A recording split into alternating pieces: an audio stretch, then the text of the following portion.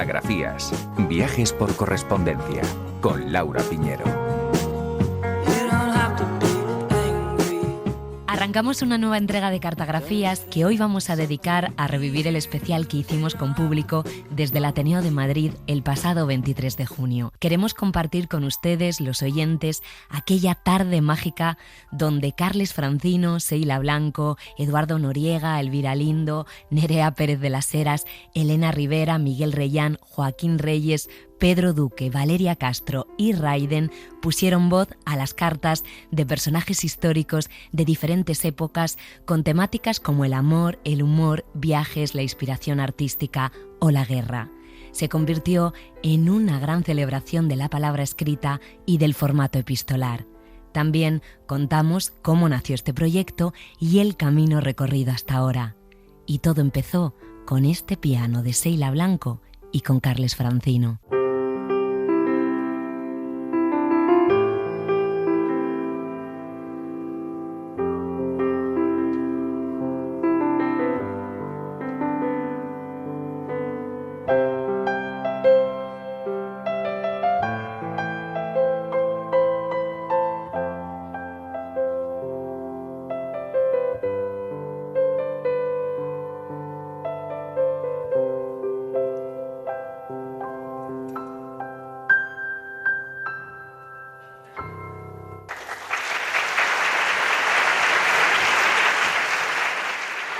Bienvenidos, bienvenidas. Bueno, lo primero de todo, vais a tener el privilegio de asistir a la revelación de un secreto largamente guardado en el tiempo, que es la magia de la radio. Si alguno de vosotros o de vosotras ponen 2 minutos la SER, me escucharéis a mí, resumiendo con Isaías Lafuente lo más importante que ha pasado en este día.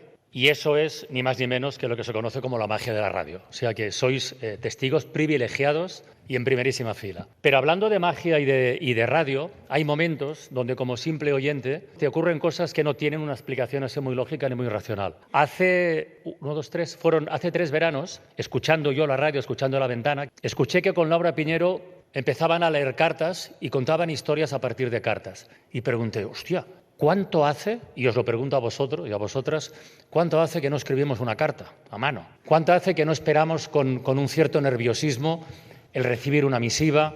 Pero en la radio nos hemos empeñado en ir a contracorriente, en navegar en dirección contraria. Y desde entonces hemos contado en esa sección de La Ventana que se llama Cartografías un montón de historias que van desde las biografías de personajes muy conocidos hasta el repaso y el detalle de acontecimientos históricos, hasta movimientos literarios. Es que con la carta se puede bucear en lo mejor y lo peor de la condición humana, se puede asomar uno a la literatura, al arte, a la ciencia, a los recuerdos, a la memoria y sobre todo a lo más importante para mí en la vida, que es el sentimiento. Nosotros vamos a seguir con esto y hoy además nos hace muchísima ilusión esta puesta de largo con la primera transmisión en directo de lo que son las cartografías. Así que con todos vosotros, con todas vosotras, Laura Piñero, adelante. Muchas gracias. El otro día lo contaba en La Ventana. Cartografías tiene mucho que ver con esto que tengo aquí. Son cartas de 1950 de mis abuelos, cuando él era marino y no tenían otra forma de comunicarse con mi abuela. Las encontramos escondidas en un altillo cuando fallecieron. Estas cartas son las supervivientes de un naufragio, el naufragio del olvido que todos seremos. Pero esta historia también podría empezar con la voz de uno de esos guardianes de la memoria que nos hemos ido encontrando en este camino, como aquel investigador británico que encontró de casualidad correspondencia nunca entregada de soldados de la Primera Guerra Mundial y creó un proyecto internacional para que sus descendientes recibieran la última carta de sus ancestros. O también con el relato de una directora de un archivo de Cataluña, lo contamos por el centenario de la radio, que rescató de una masía abandonada más de 1 millón de cartas censuradas de mujeres que escribieron durante décadas al consultorio radiofónico de Elena Francis. Cartas imprescindibles para entender nuestra historia, la que no se contó, la que se silenció. Se puede recorrer la convulsa historia del siglo XX en la correspondencia amorosa entre Albert Camus y María Casares, donde se habla de conflictos internacionales, de unos árboles que parecen fantasmas acatarrados y de cómo se aferran a la única certeza que les quedaba, que era la llegada del cartero. Aquí tengo la carta de un médico de Gaza que cuenta cómo logró con mucho esfuerzo estudiar y trabajar en España, escapar de la miseria, pero también narra la tragedia de su pueblo. Y esto que tengo aquí es una postal de un oyente que nos escucha desde Estados Unidos y explica lo que significa para él la radio. Creo que la imagen lo dice todo. Es un faro.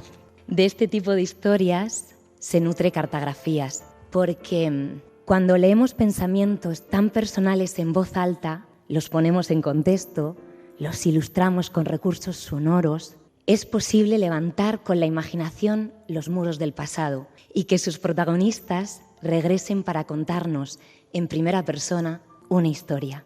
Una palabra escrita o leída con el corazón hace pensar, acompaña y a veces hasta puede cambiar el rumbo de una vida. No dejéis de escribir cartas.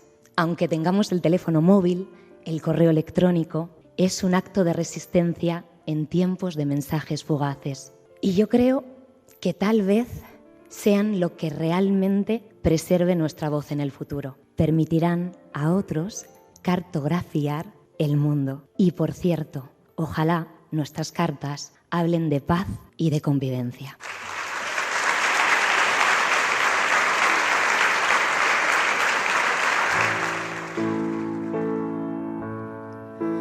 En la tierra de nadie, sobre el polvo que pisan los que van y los que vienen, he plantado mi tienda sin amparo y contemplo si van como si vuelven. Unos dicen que soy de los que van, aunque estoy descansando en el camino. Otros saben que vuelvo, aunque me calle, y mi ruta más cierta yo no digo. Intenté demostrar que a donde voy es a mí, solo a mí, para tenerme. Y sonríen al oír porque ellos todos son la gente que va, pero que vuelve. Y sonríen al oír porque ellos todos son la gente que va, pero que vuelve.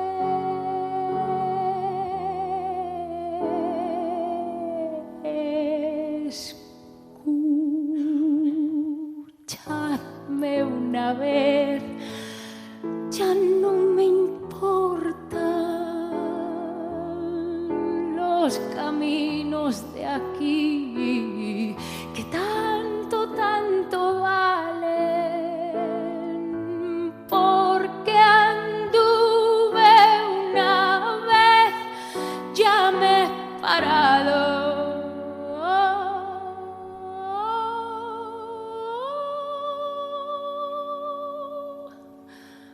Para hincarme en la tierra que es de nadie,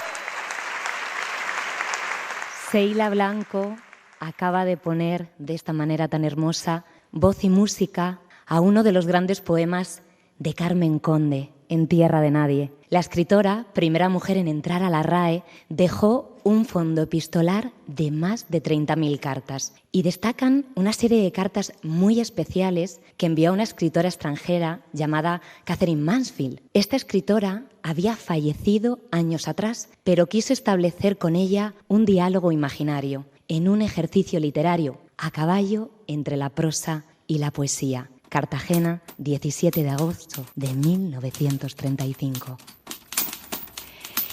En esta noche plana, con oxidada luna, los ruiseñores de mi querencia por ti, amiga distanciada a fuerza de hostiles nieblas, cobran su realce de caligrafía en ancho papel nítido.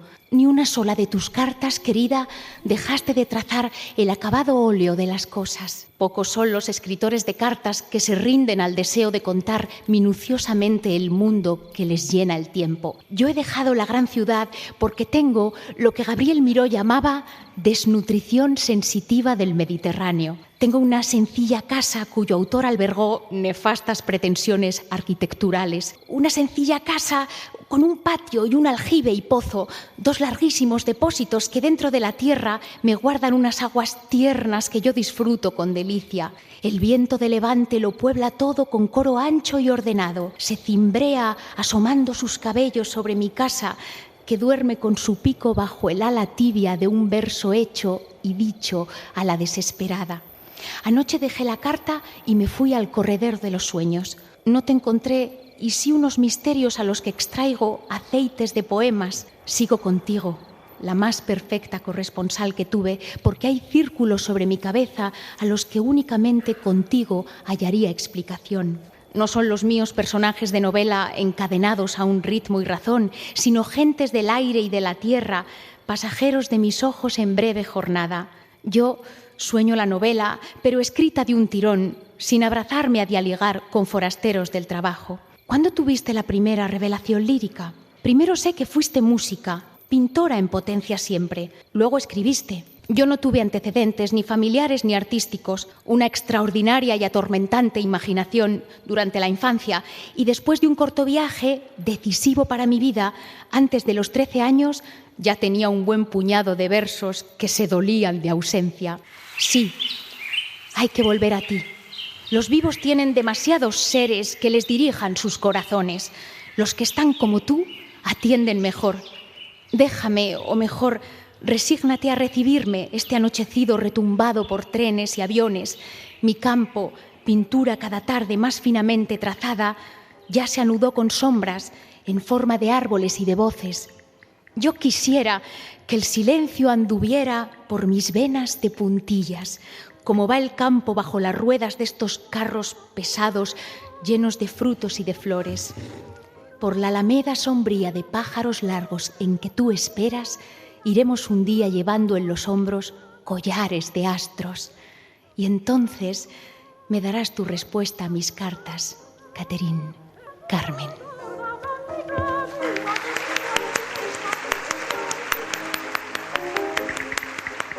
Dámaso Alonso dijo de Carmen Conde que era una mujer marcada por la pasión y por la voluntad, igual que Federico García Lorca.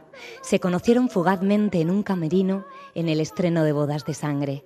Años atrás, Lorca llegó a Madrid para desarrollar su carrera artística. Había conseguido algo muy difícil, una plaza en la residencia de estudiantes, donde conocería a otros jóvenes creadores como Dalí. Pronto, su padre, preocupado por su nuevo rumbo, le pidió por carta que regresara a Granada para retomar sus estudios universitarios. Ya era tarde. Lorca lo tenía claro. Había nacido poeta y artista. Residencia de Estudiantes de Madrid, 10 de abril de 1920. Querido papá, recibo una carta tuya en tono serio y discreto.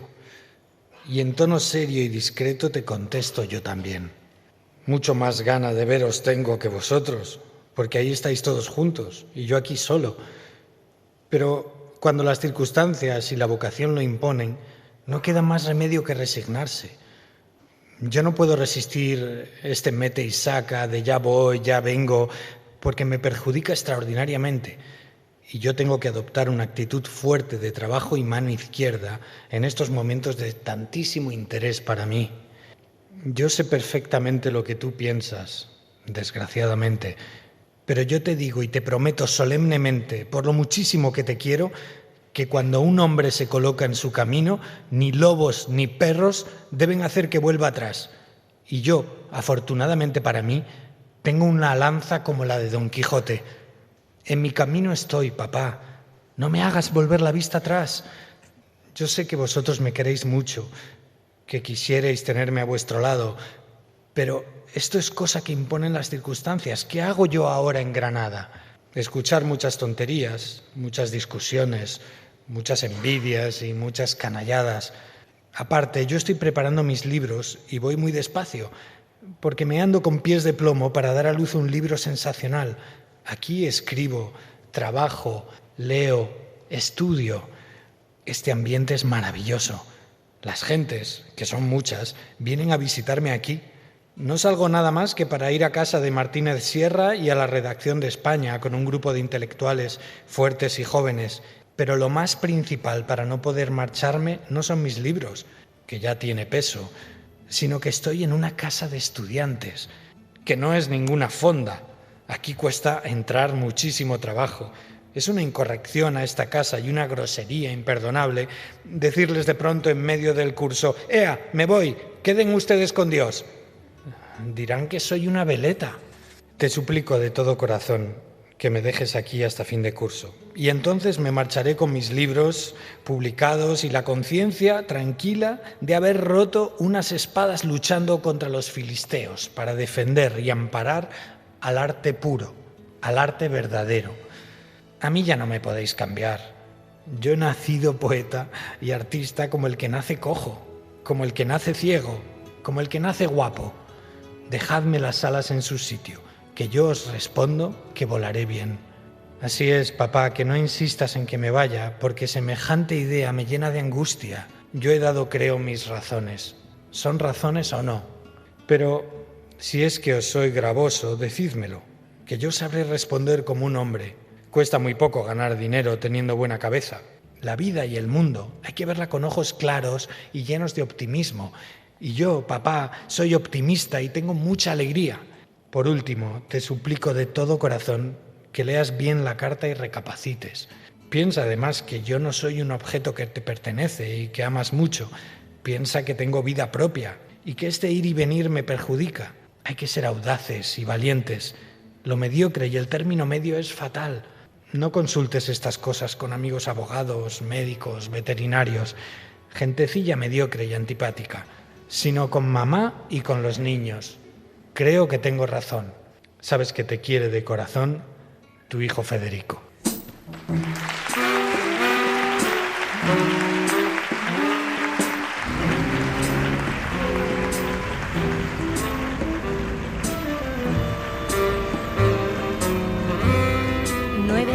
Más tarde, Lorca viajó a otra ciudad que también marcó su vida y su obra, Nueva York. Desde allí envió numerosas cartas a su familia en las que relataba episodios como la histeria colectiva provocada por el desplome de la bolsa del 29. Años después, esa misma ciudad recibió a otra joven aspirante a escritora, Silvia Plath. Lo que en un principio parecía una experiencia idílica desembocó luego en una profunda depresión que plasmó en su novela La campana de cristal. Decía que el éxito no siempre nos salva de nosotros mismos. Sus cartas están llenas de descripciones que nos permiten acompañarla por esa ciudad que es tan arrolladora como deslumbrante. Nueva York, 13 de junio de 1953. Querido Mike, hoy he recibido tu postal y he sentido una nostalgia inexplicable por el olor del magnolio mezclándose con el tabaco,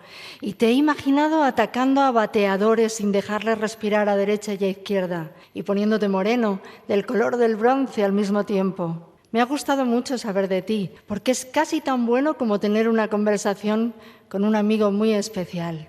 Aquí estoy, viviendo en el Hotel Barbizon para mujeres circunspectas, En el piso 15, con vistas a la Tercera Avenida, a azoteas, jardines y a una abertura diminuta del East River. Y si me asomo lo suficiente por la ventana, a la ONU. Nunca he vivido en un piso tan alto y es emocionante sentarme en mi escritorio por la noche, mientras suena música en la radio, mecanografiando, vaciando botellas de Chianti en la mesa y observar las luces de colores parpadeando y brillando en el East Side. Soy directora editorial en Mademoiselle.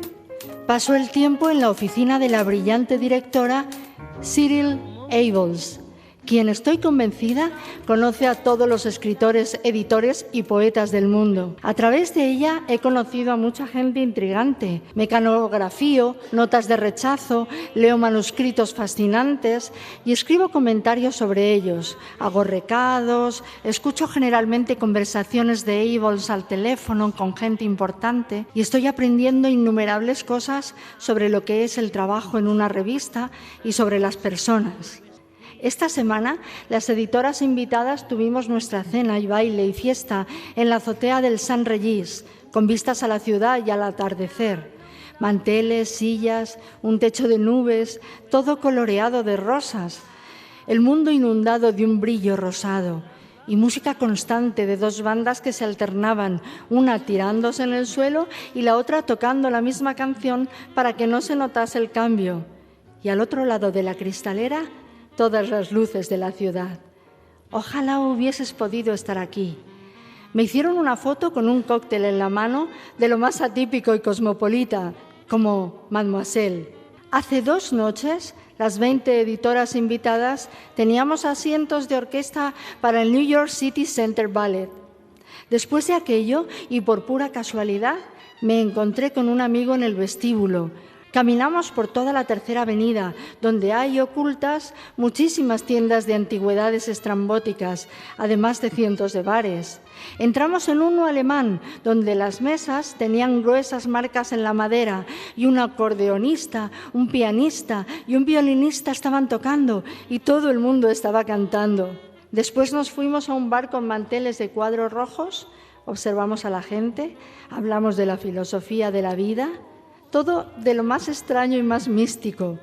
Aquí las vidas se evaporan como el agua, sin hacer siquiera una muesca en los cientos de miles de metros de cemento. El fin de semana pasado vagué por Central Park. Descubrí un tío vivo, un parque de béisbol, un zoo, y en todo el tiempo que estuve allí no escuché ni una palabra en inglés. Bebí ginger ale en una cafetería en la acera y contemplé el Empire State Building. La temperatura hoy es de -0. Llueve a cántaros y la niebla está muy baja y se cuela por entre las resplandecientes y húmedas azoteas negras. Puede que más tarde salga a dar una vuelta bajo la lluvia. Me gusta hacerlo. Cuando quieras hablar por escrito, escríbeme al 26 de Elmwood. Sobre lo que sea, quejas, alborozos, horrores, amores, vidas, detalles. Me gusta saber de todo aquello que se te pase por la cabeza. Tu bucólica neoyorquina, Silvia.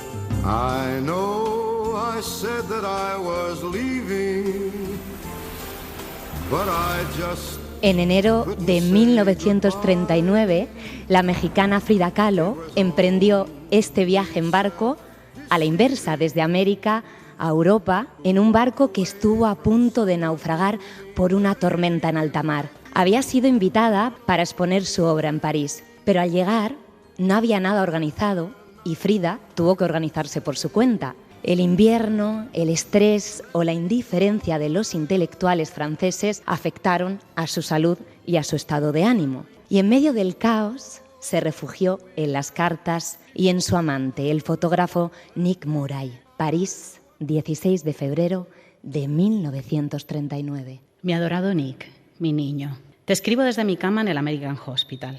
Ayer fue el primer día que no tuve fiebre y me permitieron comer un poco, por lo tanto me siento mejor. El próximo lunes espero salir de este putrefacto hospital. Ayer recibí tu carta. Cariño mío, es tan hermosa, tan tierna, que no tengo palabras para expresarte la alegría que sentí. Te adoro, mi amor, créeme, nunca he querido a nadie de este modo, jamás. Diego está tan cerca de mi corazón como tú. Además de esta maldita enfermedad, he tenido la peor de las suertes desde que he llegado. En primer lugar, el asunto de la exposición es un maldito lío. Cuando llegué, los cuadros todavía estaban en la aduana, porque ese hijo de Bretón no se tomó la molestia de sacarlos. Jamás recibió las fotografías que enviaste hace muchísimo tiempo. No hizo nada en cuanto a los preparativos para la exposición y hace mucho que ya no tiene una galería propia. Por todo esto, fui obligada a pasar días y días esperando como una idiota hasta que conocí a Marcel Duchamp, pintor maravilloso, el único que tiene los pies en la tierra entre este montón de lunáticos y trastornados que son los surrealistas. De inmediato sacó mis cuadros y trató de encontrar una galería. Cuando hace unos días todo más o menos estaba arreglado, como ya te platiqué, Bretón de repente me informó que el socio de Pierre Cole vio mis cuadros y consideró que solo sería posible exponer 2, porque los demás son demasiado escandalosos para el público. Quería matar a ese tipo y comérmelo después, pero estoy tan enferma y cansada del asunto que he decidido mandar todo al diablo y largarme de este corrompido París antes de que yo también me vuelva loca. No te imaginas lo mula que es la gente. Es tan intelectual y corrompida que ya no la soporto, de veras, es demasiado para mi carácter. Preferiría sentarme a vender tortillas en el suelo del mercado de Toluca en lugar de asociarme a esta mierda de artistas parisienses que pasan horas calentándose los valiosos traseros en los cafés, hablan sin cesar acerca de la cultura, el arte, la revolución, etcétera. Se creen los dioses del mundo, sueñan con las tonterías más fantásticas y envenenan el aire con teorías y más teorías que nunca se vuelven realidad. A la mañana siguiente no tienen nada que comer en sus casas, porque ninguno de ellos trabaja. Viven como parásitos a costa del montón de viejas ricas que admiran su genio de artistas. Nunca he visto a Diego ni a ti perdiendo el tiempo con chismes estúpidos y discusiones intelectuales. Carajo, valió la pena venir solo para ver por qué Europa se está pudriendo y cómo toda esta gente que no sirve para nada provoca el surgimiento de los Fidel y los Mussolini. Creo que voy a odiar este lugar y a sus habitantes por el resto de mi vida. Hay algo tan falso y real en ellos que me vuelve loca. Espero salir bien pronto de aquí. Quiero regresar contigo. Te amo, Monique.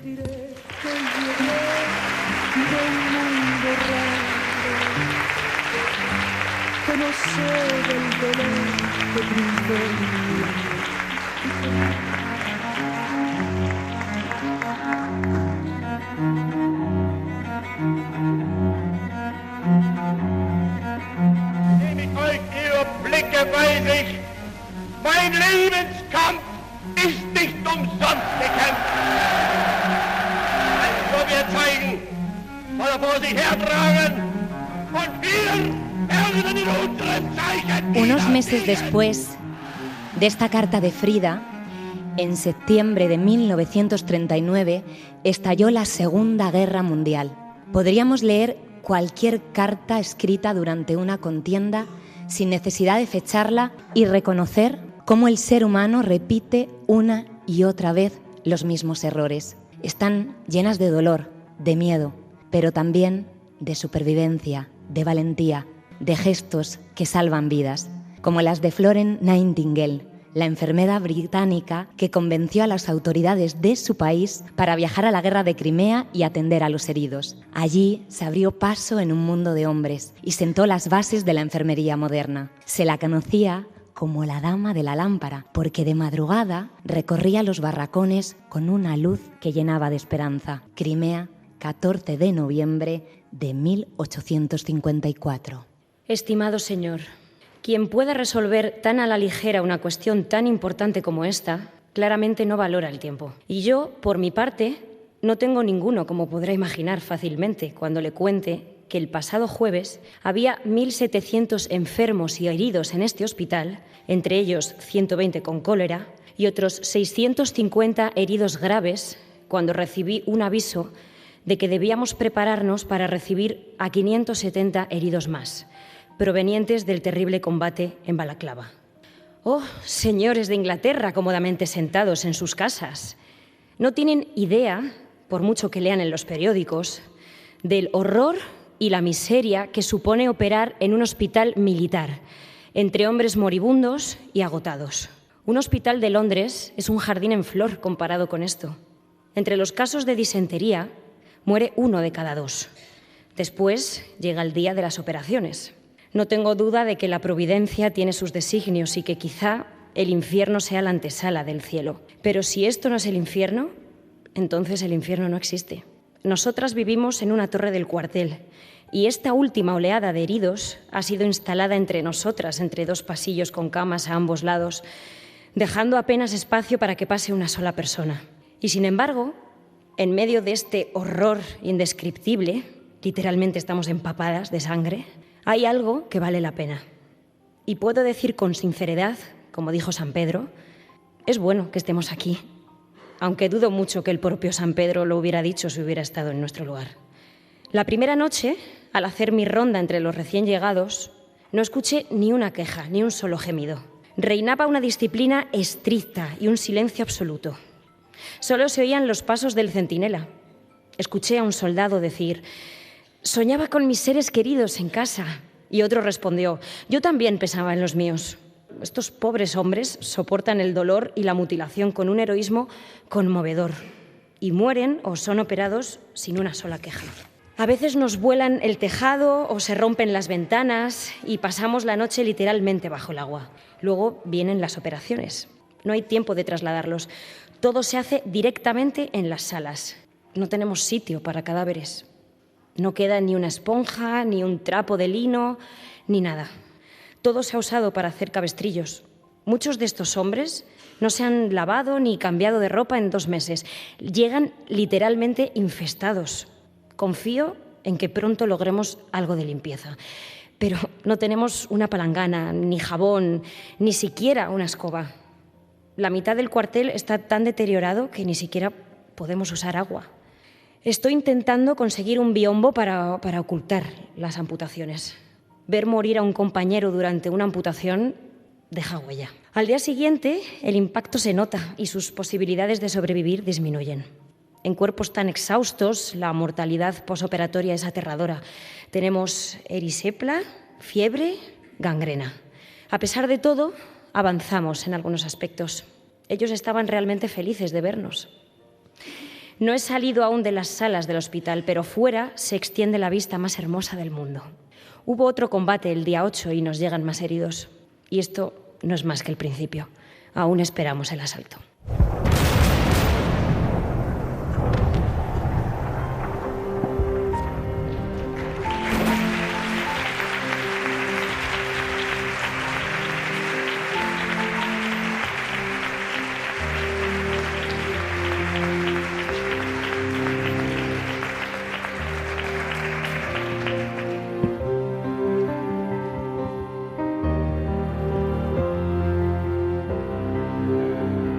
Querido profesor Freud, ¿existe algún medio que permita al hombre librarse de la amenaza de la guerra? En general se reconoce hoy que, con los adelantos de la ciencia, el problema se ha convertido en una cuestión de vida o muerte para la humanidad civilizada. Y, sin embargo, los ardientes esfuerzos desplegados con miras a resolverlo han fracasado hasta ahora de manera lamentable. Para mí, que soy un ser libre de prejuicios nacionales, solo hay una manera sencilla de abordar el aspecto superficial del problema: el establecimiento por consentimiento internacional de un órgano legislativo y judicial para resolver cuantos conflictos surjan entre las naciones. Pero aquí topo ya con una dificultad. Un tribunal es una institución humana. Pienso aquí en particular en ese grupo poco numeroso pero decidido que encontramos en todos los países y que forman individuos que, indiferentes a las razones e intereses sociales, consideran la guerra y la fabricación y venta de armas simplemente como una ocasión para obtener ventajas particulares y ampliar el campo de su poder personal. Enseguida surge una pregunta: ¿cómo es posible que esa minoría consiga poner al servicio de sus ambiciones a la gran masa del pueblo que de las guerras solo obtiene sufrimiento y empobrecimiento? ¿Cómo es posible que la masa, por efecto de esos medios artificiosos, se deje inflamar con tan insensato fervor y hasta con el sacrificio de la vida? Solo veo esta respuesta: el hombre lleva en él mismo una necesidad de odio y de destrucción. Llegamos así a una última pregunta: ¿existe la posibilidad de dirigir el desarrollo psíquico del hombre de manera que pueda estar mejor armado contra la psicosis del odio y de la destrucción? ¿Existe esa posibilidad? Firmado Albert Einstein.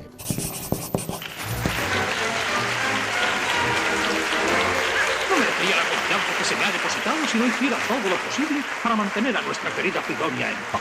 Me complacerá recibir al embajador trentino y ofrecerle en nombre de mi país la mano derecha de la amistad. Estoy seguro de que la aceptará como un gesto de buena voluntad. Pero ¿y si no lo hace? ¿Sería un desastre? Yo con la mano extendida y él sin aceptarla. Eso disminuiría mi prestigio. Yo, el presidente, desairado por un embajador extranjero. ¿Quién se ha creído que es? El cómico Groucho Marx vivió 2 guerras mundiales, la Guerra Fría, la de Vietnam, y la Gran Depresión. Con su particular ironía solía decir: quiero que me entierren con un casco de acero porque nunca se sabe cuándo puede empezar otra guerra. Sus cartas, en este caso porque no siempre sucede, son una prolongación de su personalidad. Mientras rodaba con sus hermanos una noche en Casablanca, recibió una misiva de los abogados de los estudios Warner Brothers que amenazaban con una demanda si usaban un nombre similar al de su película Casablanca, estrenada 5 años antes. Groucho respondió de una forma que desconcertó a los abogados y terminarían renunciando a cualquier litigio. Una noche en Casablanca de los hermanos vio la luz poco después, pero antes Los Ángeles, 1946. Queridos Warner Brothers, al parecer hay más de una forma de conquistar una ciudad y de mantenerla bajo el dominio propio. Por ejemplo, hasta el momento en que pensamos en hacer esta película, no tenía la menor idea de que la ciudad de Casablanca perteneciera exclusivamente a los Warner Brothers. Parece ser que en 1471, Ferdinand Balboa Warner, su tatarabuelo, al buscar un atajo hacia la ciudad de Burbank, se tropezó con las costas de África y, levantando su bastón, que más tarde cambió por un centenar de acciones en la bolsa, las denominó Casablanca. Sencillamente no comprendo su actitud. Aun cuando pensaran en la reposición de su película, estoy seguro de que el aficionado medio al cine aprendería oportunamente a distinguir entre Ingrid Bergman y Harpo. No sé si yo podría, pero desde luego me gustaría intentarlo. Ustedes reivindican su Casablanca y pretenden que nadie más pueda utilizar este nombre sin su permiso. ¿Qué me dicen de Warner Brothers? ¿Es de su propiedad también? Probablemente tengan ustedes el derecho de utilizar el nombre de Warner, pero ¿y el de Brothers? Profesionalmente nosotros éramos Brothers mucho antes de que ustedes. E incluso antes de nosotros ha habido otros Brothers. Los Smith Brothers, los Karamazov Brothers. Todo esto parece acabar en una diatriba más bien amarga, pero les aseguro que no es esta mi intención. Me gustan los Warner. Algunos de mis mejores amigos están en Warner Brothers.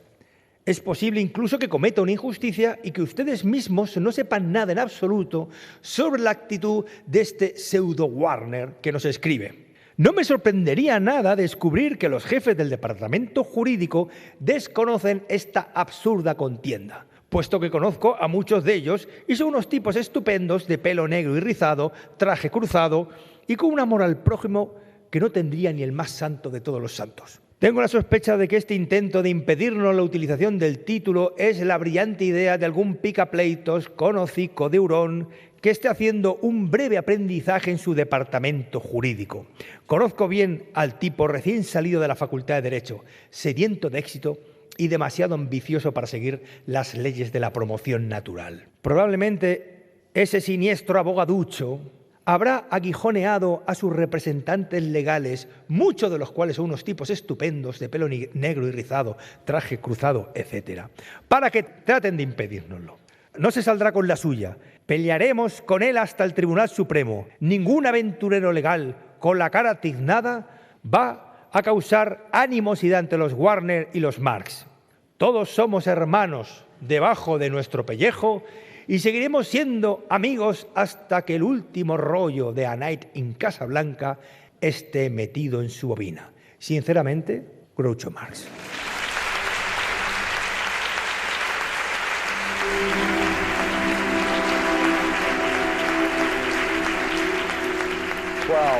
Eleven, 10, 9. Ignition sequence starts.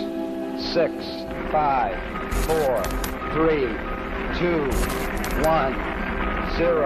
All engine running. Groucho solía decir que no entendía cómo la humanidad había llegado a la Luna en 1969 cuando él no era capaz de parar un taxi en Nueva York. La carrera espacial es sin duda uno de los grandes hitos de la humanidad. Los astronautas reciben tantas cartas como las estrellas del cine o de la música. Y luego están los textos escritos desde el espacio, como el de Pedro Duque, que relató las sensaciones que tuvo desde la Estación Espacial Internacional. Fue el 23 de octubre de 2003. Estoy escribiendo estas notas en la Estación Espacial con un boli barato. ¿Por qué tiene eso importancia? Resulta que llevo 17 años trabajando en programas espaciales, 11 como astronauta, y siempre he creído, porque así me lo han explicado, que los bolígrafos normales no escriben en el espacio.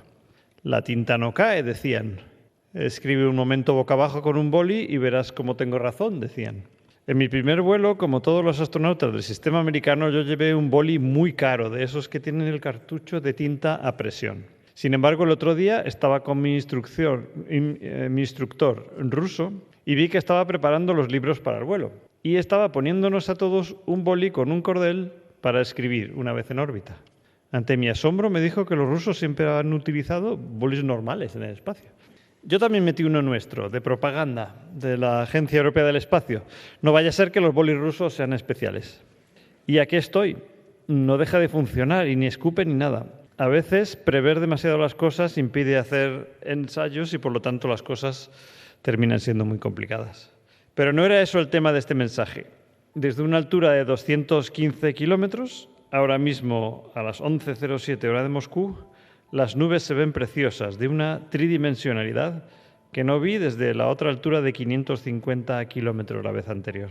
Donde hace calor, ahora mismo volamos sobre Filipinas, las nubes son como campos llenos de hongos. Unos segundos más tarde hay una zona de nubes altas, planas, que asemeja más un velo de novia. Otros segundos de viaje y se ve una tormenta, una nube alta que penetra el velo y se eleva hasta parecer que quiere tocarnos. El reflejo del sol en los retazos de mar que se ven es ahora de color naranja intenso, mientras que la atmósfera rodea el horizonte curvo como un humo azul denso, extrañamente bien definido.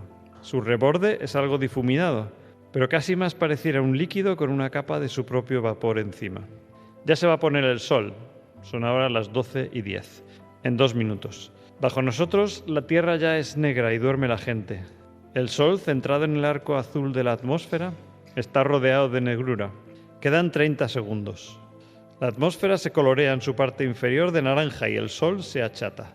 Queda un fulgor naranja, luego una bola de luz achatada, luego solo el arco naranja y azul de la atmósfera y entonces, y solo entonces, se hacen visibles las capas altas de la atmósfera. Un arco 2 veces más grueso pero mucho más tenue aparece sobre el anterior, efímero, y ambos desaparecen de repente en la más completa negrura. Los ojos se acostumbran y empiezan a distinguir la tierra del cielo. Y si hay suerte se verán las luces de las ciudades o la aurora boreal. Y si no, es un buen momento para mirar estrellas. Desde luego, en este trabajo hay buenas vistas.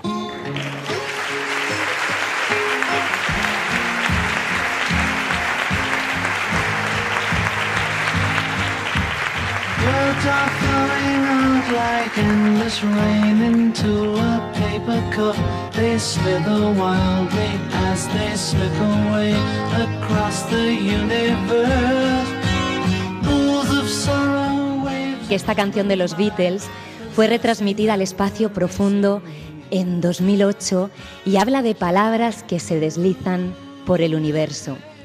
El amor es uno de los temas recurrentes en la discografía del grupo y una gran fuente de inspiración en la historia de la música. Las canciones todos los días en las habitaciones y lo que decían en los momentos que se siente grande, espacio que querría que ocupara de aquí en adelante.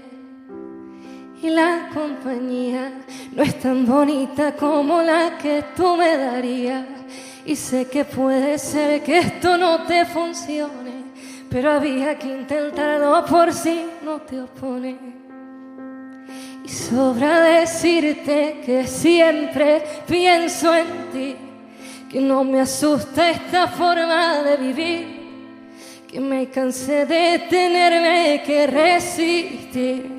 Sobra decirte que no quiero morir sin que conozcas esta otra parte de mí, la de un amor que me parece que no tiene fin.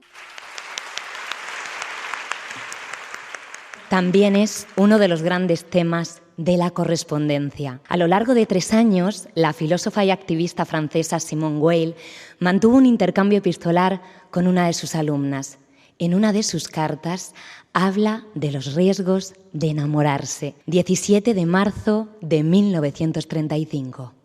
Querida Givert, en lo que se refiere al amor no tengo consejos que darle, pero al menos sí advertencias.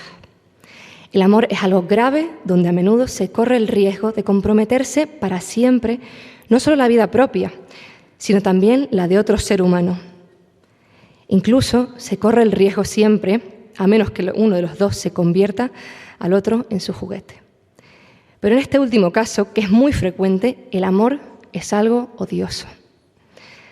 Mire, lo esencial del amor consiste, en suma, en que en un ser humano se encuentra con una necesidad vital de otro ser, necesidad recíproca no, duradera o no, según el caso.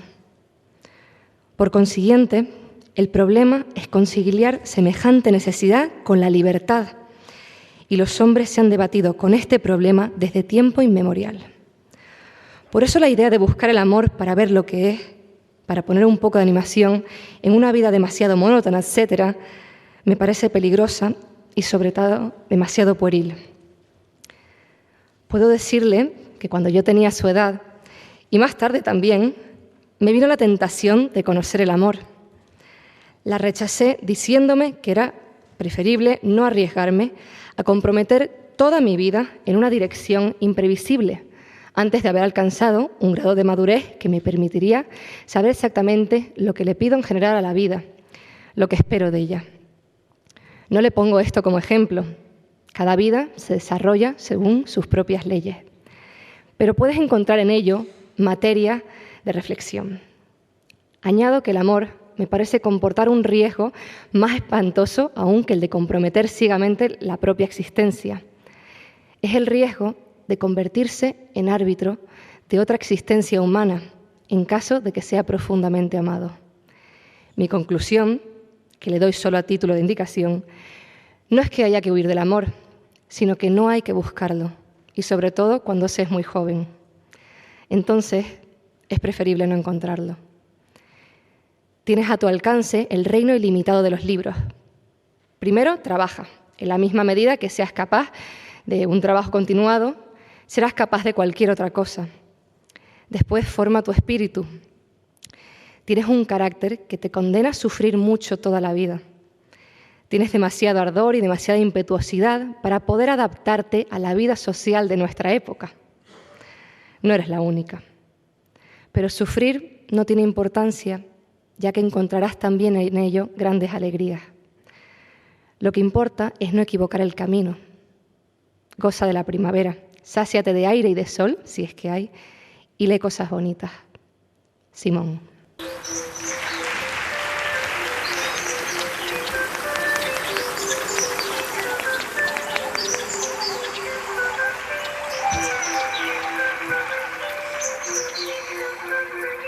Hace unos años, otro de los grandes autores de canciones de amor, de desamor y de otras muchas cosas, Joaquín Sabina, recibió una carta de un remitente inesperado, del subcomandante Marcos, líder del Ejército Zapatista de Liberación Nacional de México. El guerrillero reflexionaba sobre el amor y pedía ayuda para conquistar a una muchacha, adjuntando unos versos para que Sabina compusiera una canción.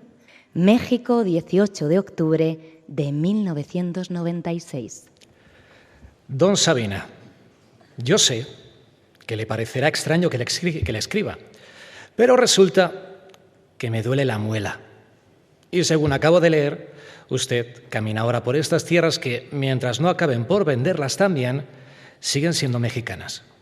Entonces pensé yo que, aprovechando que me duele la muela y que usted camina ahora bajo estos cielos, pudiera yo escribirle y saludarlo e invitarlo a echarse un palomazo con el sub a larga distancia. ¿Se entiende? ¿Que qué tiene que ver el dolor de muelas con el palomazo? Bueno, tiene usted razón. Debo explicarle entonces la muy extraña relación entre el dolor de muelas, el que usted camine por estas tierras, la larga distancia y una muchacha. Siempre aparece una. Vos lo sabes, Sabina. Bien. Resulta que cuando yo pasaba por esa etapa difícil en que uno descubre que ya no es más un niño y tampoco alcanza a ser un hombre, conocí a un viejo que, sin que se lo pidiera, decidió que tenía que darme un consejo sobre esos seres incomprensibles, pero tan amables, que eran y son las mujeres. Mira, muchacho, me dijo, la vida de un hombre no es más que la búsqueda de una mujer. Fíjate que digo una mujer y no cualquier mujer.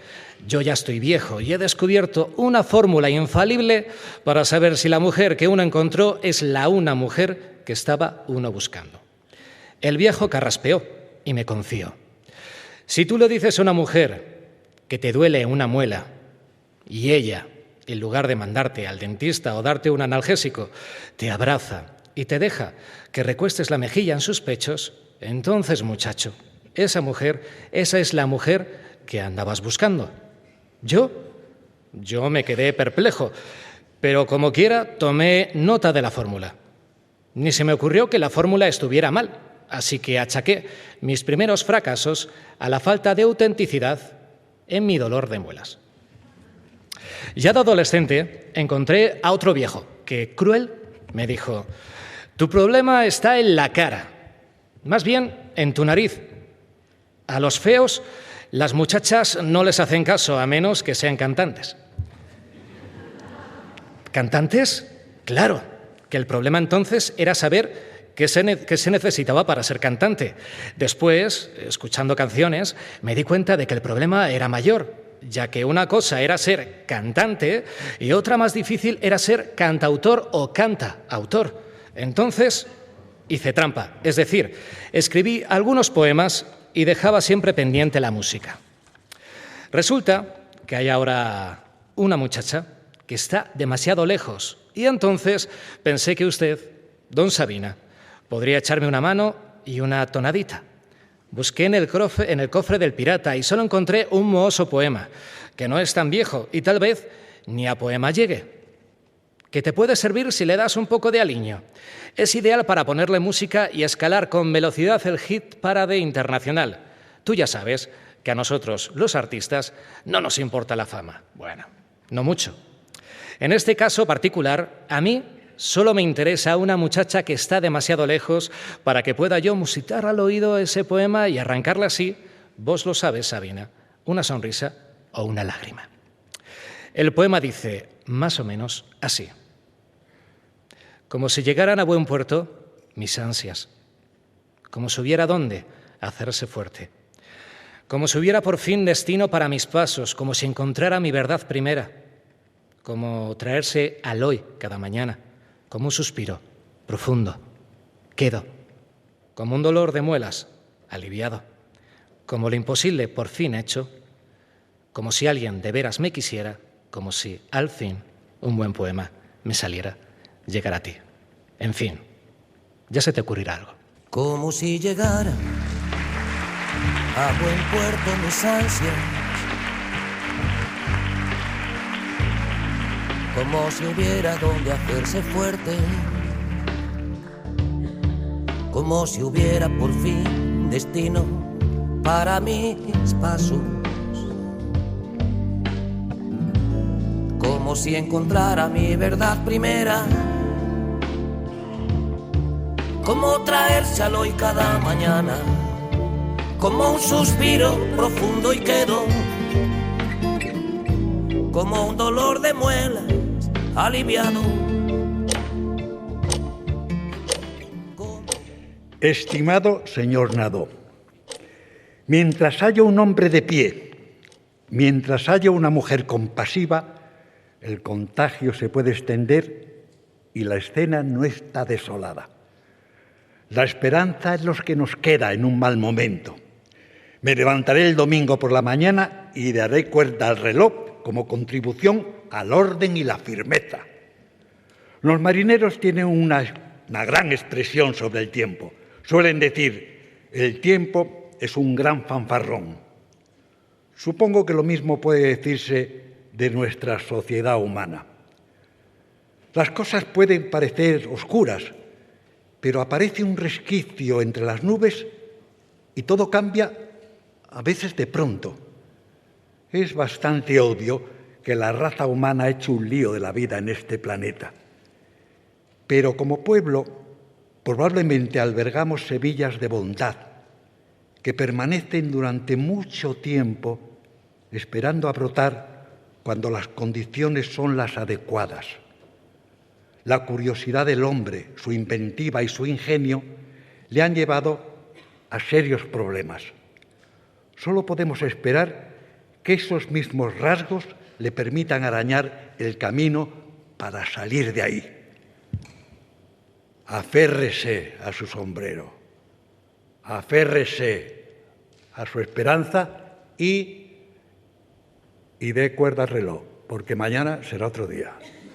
Firmado, Ipswich White.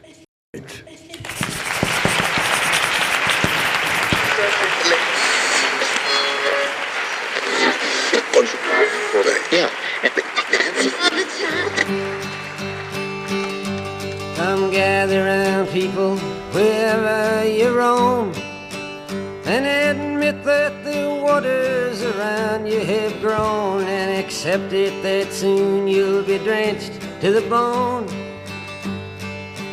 If your time to you is worth saving, then you better start swimming or you'll sink like a stone, or the times they are a-changing.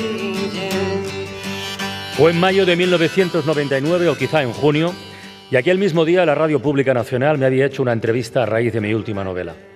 Al término de nuestra conversación, el presentador del programa me preguntó si me interesaría colaborar regularmente con ellos. No me interesaba. A duras penas lograba mantener el ritmo de mi propio trabajo como para asumir la obligación de escribir relatos por encargo.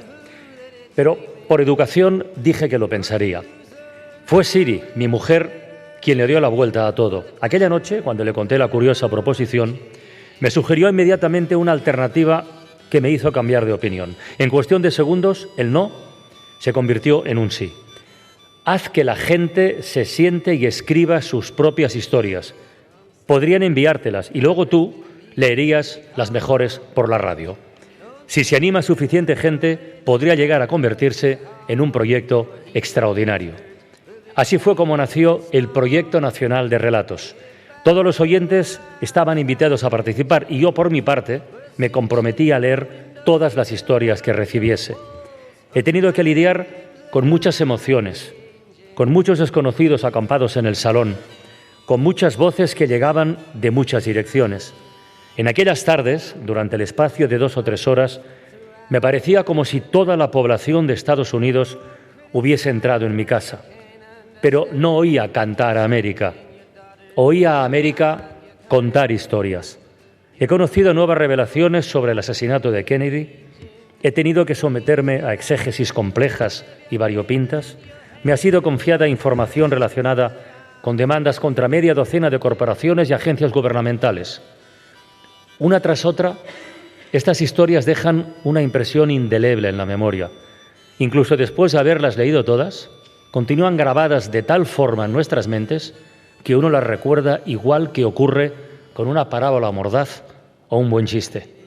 Las imágenes son claras, densas y un tanto ingrávidas, y todas son lo suficientemente pequeñas como para caber en un bolsillo, como las fotos de la familia que solemos llevar encima.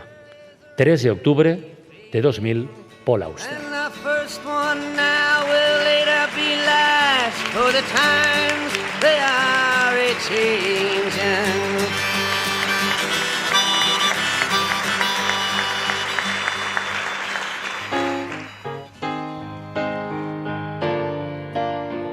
When you're down and troubled and you need some love and care. Hoy me acerco a encender la radio con una sensación de vergüenza. La radio es la amiga que siempre tengo abandonada, la amiga a la que solo llamo cuando mi vida se torna triste y desesperada. Siempre vuelvo a ella con un sentimiento de culpa, pero la radio siempre me está esperando, siempre está dispuesta a aceptar mi regreso. Cuando empecé a vivir sola, al igual que tantos otros, escuchaba la radio todos los días, por las mañanas cuando me despertaba y de nuevo por las noches cuando llegaba de trabajar, mientras soportaba el agobio del primer verano que pasé en la gran ciudad. Los únicos sonidos que podía tolerar eran los de la radio. Y cuando fracasó mi primera relación y me encontré hundida en la miseria, sola en un apartamento, recurrí otra vez a la radio en el aire irrespirable de aquella soledad. Después de todo, la radio está hecha para los solitarios, los desplazados o los que viven en sitios alejados. La radio está hecha para todos. Las personas solas necesitan la radio porque solo ella puede llenar los enormes espacios vacíos que albergan hasta los apartamentos más diminutos. No se enfada cuando nos distraemos, sino que tiene el tacto de comenzar en el momento en el que la encendemos. Cuando hacemos nuestras cosas, la radio nos sigue pacientemente. Su insistencia calma nuestras soledades más imprevistas, suaviza las distancias entre nuestras almas y las siempre inalcanzables paredes. Sinceramente, la primavera pasada fue como si mi vida entera me abandonara. Me quedé sin empleo y se acabó mi relación amorosa. Alquilé el primer apartamento que encontré, un lugar pequeño y deprimente. No tenía fuerzas ni paciencia para buscar otro. Cambié de olores, escuché la radio y las palabras empezaron a visitarme de nuevo. Empecé a notar el aire que me rodeaba.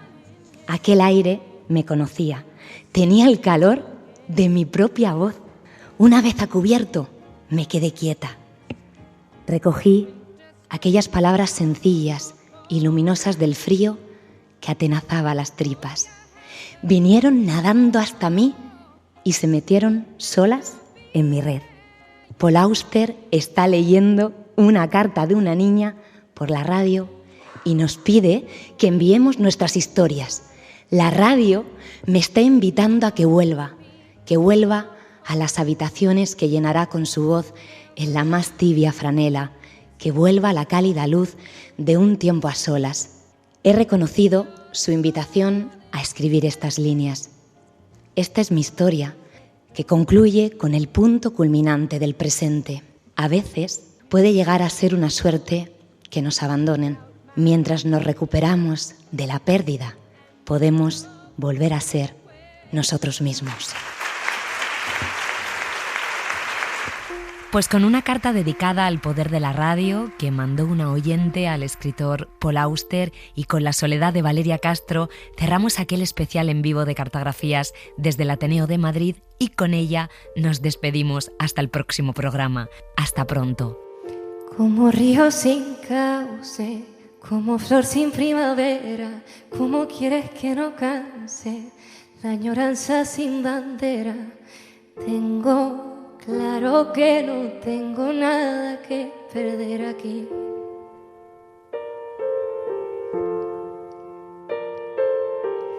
La verdad de unos ojos que miran sin el amparo de quien sabe que está roto este corazón tan raro. Tengo claro que no tengo nada que perder así.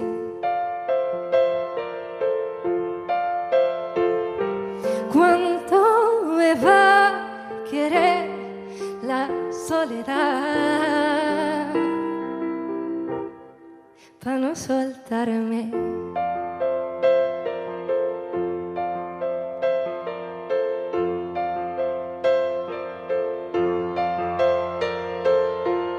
Y se vuelve costumbre no olvidar un pasado y que algo dentro me pregunte ¿qué tendré yo de malo?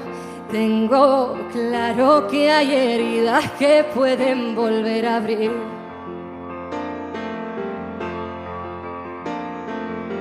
Y creo que voy aceptando que se convierte en quimera y él cree que exista algo que dure la vida entera. Tengo claro que hay heridas que me van a hacer sufrir. ¿Cuánto me va a querer la soledad para no soltarme?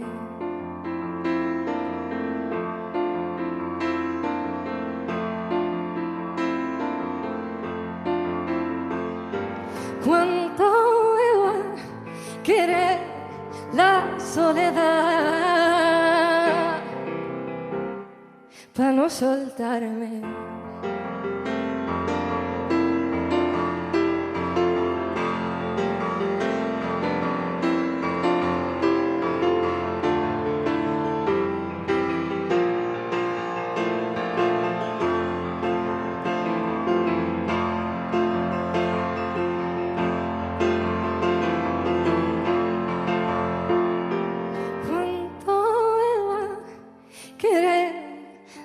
Soledad para no soltarme. Cartografías con Laura Piñero.